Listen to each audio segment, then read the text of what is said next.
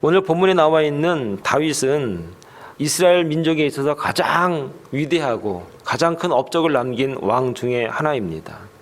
그에게 나단 선지자가 다가와서 그동안의 이야기를 갖다가 비유로 이야기를 하는 장면이 오늘 본문의 이야기인 겁니다.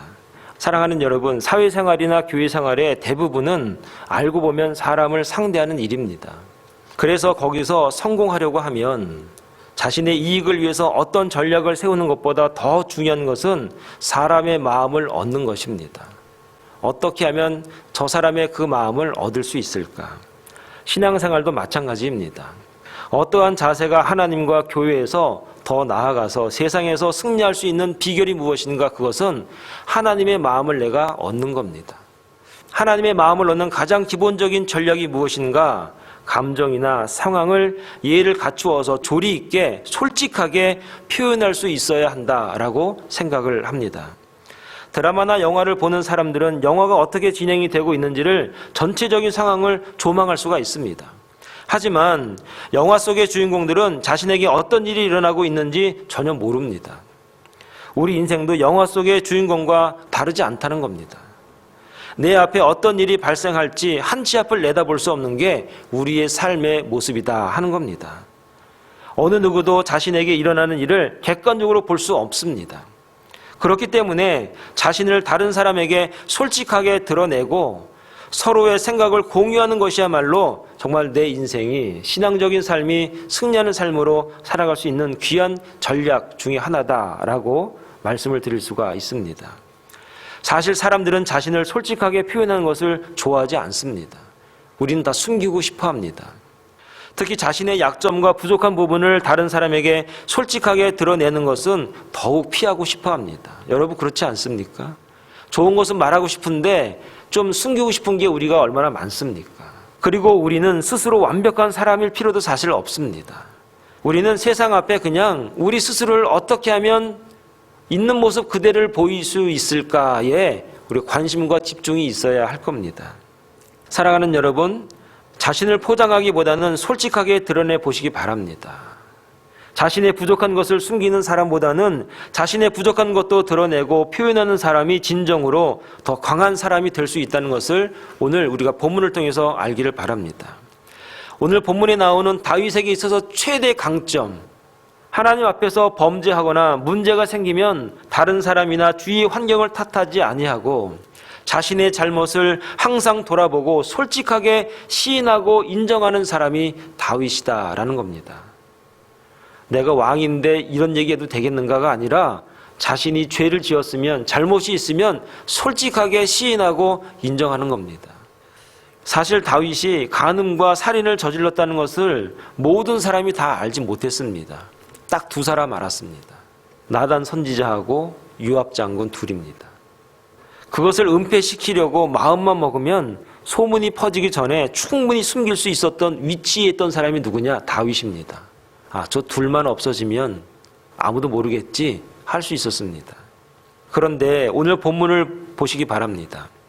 나단이 갑자기 찾아와서 자신의 잘못을 지적했을 때 핑계대거나 피하지 아니하고 12장 13절에 뭐라고 말하냐면 다윗이 나단에게 이르되 내가 여호와께 죄를 범하였노라 라고 솔직하게 고백을 하고 있는 모습입니다. 사무엘하 24장에도 보면 다윗이 인구를 조사를 합니다. 여러분, 왕이 인구를 조사한다는 의미는 무엇입니까? 내가 전쟁이 일어났을 때 병력이 얼마만큼이나 되겠는가 하는 겁니다. 다윗은 하나님이 세우셨는데 인구를 조사한다는 얘기는 뭐냐면 하나님을 의지하기보다 인구, 병력, 군사력 거기에 더 마음이 가 있다 그런 의미입니다. 사무엘하 24장에 인구 조사하는 장면이 나오는데 왜 그것이 하나님 앞에 죄가 되는가? 하나님보다 내가 가지는 병사, 병력, 힘, 군사력, 무기 거기에 더 마음이 가 있었던 겁니다. 그때 요압 장군이 이야기를 합니다. 이거 이렇게 하시면 안 됩니다. 하나님 앞에 의지하셔야 됩니다. 내가 왕인데 당신이 그런 말 할 자격이 있는가? 할 수도 있습니다. 그런데 다윗은 사무엘상 24장 10절에 보니까 다윗이 인구수를 조사한 후에 그 마음에 자책하고 여호와께 아뢰되 내가 이 일을 행함으로 큰 죄를 범하였나이다. 여호와여 이제 간구하옵나니 종의 죄를 사하여 주옵소서. 내가 심히 미련하게 행하였나이다 하니라. 사랑하는 여러분, 우리의 잘못이나 허물이 있다면 솔직하게 고백을 하고 하나님 앞에 내 모습을 있는 그대로 드릴 때 그때 그 사람을 통해서 하나님이 역사하시고 그 사람을 하나님이 귀하게 여기시고 그 사람을 통해서 하나님이 일하신다는 사실을 성경을 통해서 늘 보고 있는 겁니다. 사랑하는 여러분, 하나님 앞에서 솔직한 저와 여러분 되기를 바랍니다. 하나님은 다 알고 계신데 우리가 그 말할 때까지를 기다리시는 겁니다. 우리의 그 솔직함과 우리가 하나님 앞에서의 그 거룩한 모습으로 서 있는 그 모습을 그것을 바라는 겁니다. 한국의 대통령이 지금 누구시죠? 여자 대통령이 되셨죠. 정말 저는 놀랐습니다. 왜냐하면 한국이 여자를 대통령으로 세울 수 있는 나라인가, 이런 보수적인 나라가. 근데 대단한 나라입니다. 사실 어떻게 보면 미국도 하지 못한 걸 한국이 한 겁니다. 그런데 이보다도 한 10여 년 전에 먼저 여자가 대통령이 된 나라가 있습니다. 그것도 가장 보수적인 나라, 카톨릭 나라인데 칠레입니다. 그 나라의 길이가 얼마나 기냐면 4,300km. 봄, 여름, 가을, 겨울이 한 나라에 다 있습니다. 그러니까 굉장히 긴 나라죠. 2006년도 1월 달에 여자가 대통령이 됐습니다. 그 대통령 이름이 뭐냐? 미첼 마첼렛이라는 대통령입니다. 그래서 미첼이라고 부릅니다. 미첼 대통령이 됐는데 이 사람이 좌파입니다. 그러니까 그 나라에서는 굉장히 싫어하는 당에서 대통령이 나온 겁니다. 그리고 이 여자는 불리한 아주 경력이 많습니다. 그녀의 이력을 좀 말씀을 드리면은 여자라는 게 가장 큰 단점이었고 또 하나 뭐냐? 이혼을 했습니다. 카톨릭 국가에서 이혼을 한다는 건 굉장히 좀 여자에게는 굉장히 수모고 어려운 일입니다. 또 하나 뭐냐 하면은 무신론자입니다. 칠레는 카톨릭 국가이기 때문에 그냥 카톨릭 신자입니다. 근데 난 무신론자입니다. 그걸 드러낸 겁니다. 또 하나의 단점이 뭐냐? 사회주의자입니다. 그러니까 아버지도 사회주의자입니다. 그러니까 이 여자는 내세울 게 전혀 없는 여자인 겁니다. 그러나 이 바첼렛은 선거 유세 때 오히려 자기의 그 약점, 자기의 단점, 자기의 부족한 점을 다 드러내서 모두에게 공개를 한 겁니다. 나는 여성인데다가 이혼도 했습니다. 사회주의자이며 무신론자입니다. 칠레가 죄라고 생각하는 그 모든 것을 다 안고 있는 사람 미첼 바첼렛 바로 저입니다. 라고 그가 얘기를 했습니다. 그리고 자기에 대해서 평가하는데 나는 죄의 종합 선물 세트입니다. 라고 그가 선거 유세 때 솔직하게 그렇게 유세를 했습니다. 그래서 많은 유권자들은 솔직한 그녀에게 귀를 기울이기 시작했고 그녀에게 마음을 조금씩 빼앗기기 시작했습니다. 더 이상한 건 뭐냐면 남자들하고 그리고 카톨릭 신자들이 이 미첼에게 더 많은 표를 던진 겁니다. 자신의 부족한 것, 자신의 연약한 것, 자신의 그 약점, 그걸 감추거나 덮으려고 하지 않고 다 드러내놓고 보십시오. 저는 이렇게 부족한 사람입니다.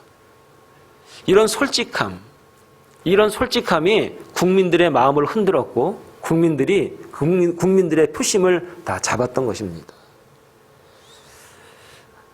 사랑하는 여러분, 칠레의 새로운 대통령이 된 미첼 바첼렛이 보수적인 칠레에서 그 많은 핸디캡을 딛고 일어날 수 있었던 그 유일한 그 원동력이 무엇인가? 그것은 솔직함인 겁니다. 하나님은 이런 솔직함 앞에 힘을 실어주시고 이 솔직함 앞에 은혜를 주시고 이 솔직함 앞에 큰 하나님의 일이 생겨난다는 것을 오늘 우리에게 교훈하고 있는 겁니다. 사랑하는 여러분, 저와 여러분들이 예수 믿었습니다. 예수 믿는 그 증거가 뭐로 이야기할 수가 있겠습니까? 유일한 방법이 있다면 그것은 딱 하나입니다. 솔직한 겁니다. 정직한 겁니다. 숨기고 덮고 그러기보다도 나를 드러내고 내 모습은 원래 이런 모습인데 나는 이런 사람입니다. 라고 이야기할 때, 나를 보여줄 때 거기에 감동이 있고 은혜가 있고 힘이 있고 능력이 있고 많은 사람들에게 인기가 있게 되는 겁니다. 오늘 저와 여러분들도 예수 믿는다는 것, 그것은 무엇입니까? 하나님 앞에 솔직하고 사람들 앞에 정직한 그 모습이 있을 때 그리스도인들은 그때부터 비로소 힘을 얻고 교회가 그때부터 능력 있는 교회가 된다는 사실을 여러분 믿을 수 있기를 바라겠습니다. 두 번째는 서로가 이해할 수 있는 공감대를 만들어내라 하는 겁니다. 12장 1절에서 6절에 보면은 어떤 이야기입니까?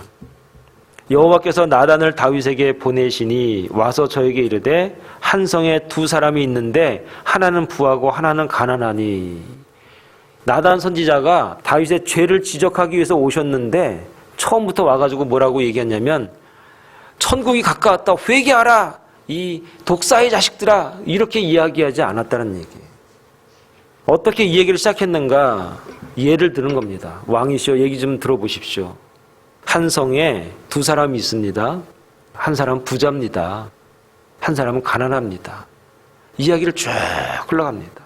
그런데 그 가난한 사람의 그 양새끼를 뺏어다가 그 부자가 자기 건 놔두고 그걸 갖다가 잡아다가 섬기지 않았습니까? 아니, 누가, 어떤 놈이 그런 얘기를 합니까? 누가 그렇게 얘기를 합니까? 당신입니다.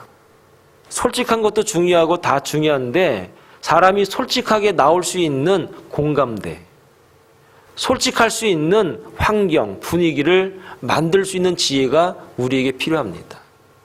여러분, 가정 안에서 공감대가 형성이 되지 않아서 다툼이 있지 않습니까?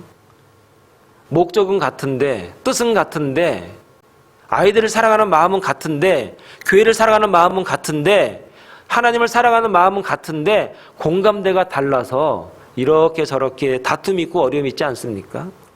하나님의 지혜자 나단 선지자는 그걸 알았던 겁니다. 처음부터 가가지고 다윗을 혼낼 수도 있습니다. 그러나 그렇게 하지 않았습니다. 공감대를 만드는 겁니다.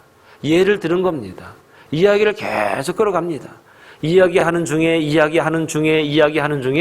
다윗으로 하여금 깨닫게 하고 자기를 돌아보게 하고 스스로 자기 스스로를 고백할 수 있는 공감대를 만드는 작업을 오늘 나단 선지자가 하고 있다 하는 겁니다.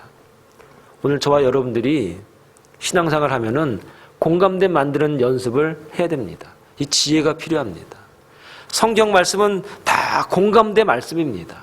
하나님은 우리에게 오시기 위해서 또 우리를 받아주시기 위해서 중간에 공감대를 서로 이해할 수 있는 그런 자리를 마련해 놓으시고 계시다 하는 겁니다. 히브리서 4장 15절에 보면 이렇게 말씀하십니다. 우리에게 있는 대제사장은 우리 연약함을 체휼하지 아니하는 자가 아니요 모든 일에 우리와 한결같이 시험을 받는 자로되 죄는 없으시로다. 우리 가운데 누가 계시는가 하면은 대제사장 예수 그리스도가 어린 양 예수 그리스도께서 계시는 겁니다. 우리는 하나님과 우리와의 관계는 어떤 공감대가 있는가? 신앙적인 공감대가 있습니다. 예수님이라고 하는 공감대가 있습니다. 예수님의 보혈이라고 하는 공감대가 우리에게 있는 겁니다. 우리가 그래서 주님 앞에 솔직하게 나아가고 예수님의 이름으로 기도하고 그러면 하나님은 예수 그리스도의 공감대를 받으셔서 우리에게 은혜를 주시고 우리를 용서해 주시고 우리를 사해 주신다 하는 겁니다. 사랑하는 여러분, 공감대를 만들어갈 수 있는 저와 여러분 되기를 바랍니다. 아니, 이미 만들어 놓으신 그 공감대, 예수 그리스도라고 하는 그 공감대, 십자가라고 하는 그 공감대가 하나님과 우리와의 관계를 이어준다고 하는 그 믿음을 갖고 우리가 진실한 마음으로, 솔직한 마음으로 하나님 앞에 나올 때 그분은 우리를 받으시고 우리를 용서하시고 사하신다는 것을 여러분 믿을 수 있기를 바랍니다. 이런 공감대 속에서 다윗이 나단에게 고백을 합니다. 오늘 말씀에 보면 다윗이 나단에게 이르되 내가 여호와께 죄를 범하였노라 하매 나단이 다윗에게 대답하되 여호와께서도 당신의 죄를 사하셨나니 당신이 죽지 아니하려니와. 사랑하는 여러분, 솔직하게 정직하게 나아갔던 다윗을 용서하시는 하나님, 그리고 그 자리에 나올 수 있도록 지혜롭게 공감대를 만들어 놓은 나단 선지자, 이게 교회입니다. 이런 모습이 오늘 저와 여러분들의 삶 가운데 있고 신앙생활 가운데 있을 때 하나님은 그 공감대 위에 임재하시고 임하셔서 우리를 사랑하시고 우리를 용서하시고 우리를 살려내시는 하나님이심을 여러분 믿고 하나님 앞에 진실로 나아갈 수 있는 저와 여러분 사랑의 동산교회가 되기를 간절히 축원을 드리겠습니다. 기도하겠습니다.